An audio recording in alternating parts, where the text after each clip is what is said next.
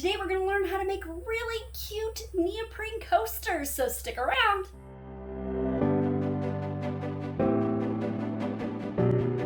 Hi everybody, welcome back to my channel. It's Angela with Flip and Flutter Creations, and today we're going to do another sublimation tutorial on a neoprene coaster. So I have my design already printed on my A-Sub paper. It says Mama, it's got my kiddos' names on it, and it's just a big square. Now you'll see I made this a little bit larger than my actual product, and that is because whenever you are pressing on something that is neoprene, in order not to get lines, it's easier just to have the print be larger than the item. So first thing we're going to do is we're going to pre-press, and I'm going to actually move my Teflon sheets out of the way. That's what I use for my HTV projects.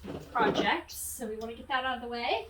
And I've got some butcher paper already back here pre-cut. I want a fresh sheet down. This will be my first sublimation project, doing it with my new heat press, so we'll see how this turns out. Okay, so the first thing we're going to do is we're going to pre-press just to get any moisture out that could be in our blank. I'm just going to put the paper down. Ooh. I'm going to see how this goes. All right, and I'm thinking that I won't even need to close this. I'm just going to kind of set it on it for a second. Well, actually for 10 seconds. There we go. All right, and that probably was enough pressure. We might not even need to close it when we're putting this on, other than I don't want to stand there and hold it. Okay, so, and I probably do need to loosen that pressure because you don't want as much pressure on a sublimation item. So I've got that pre-pressed. It is a little warm. Not warm enough that I need my gloves just yet, and I'm just going to kind of line this up where I want it to make sure that the words don't get cut off. And I'm going to tape this to it with my tape right here.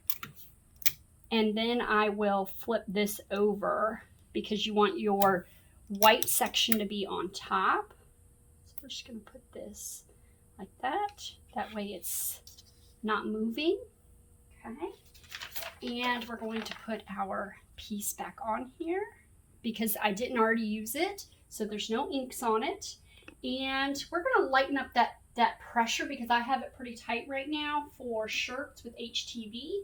So if you saw in my unboxing video, the way to lighten the pressure, to loosen the pressure, we want to go left. So we're going to just go left. It's going to raise that up a little bit, and we'll just try that. It's all kind of a test right now, and we'll see how that goes. So I've got it at 385 for 60 seconds, and let's see. And this is so far pretty easy to use. Loosening that pressure definitely made it much easier for me to get that handle down.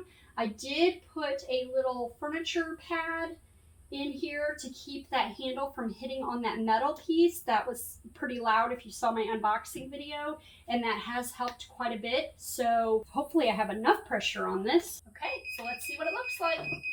Oh, that opened much easier than when I was doing HTV. So I'm going to pull this off. I'm going to put my heat glove on real quick. Got some new ones. Tried to find purple, but they didn't have them. So I've got some pretty pink ones. And we're just going to, just kidding, the tape. Wow.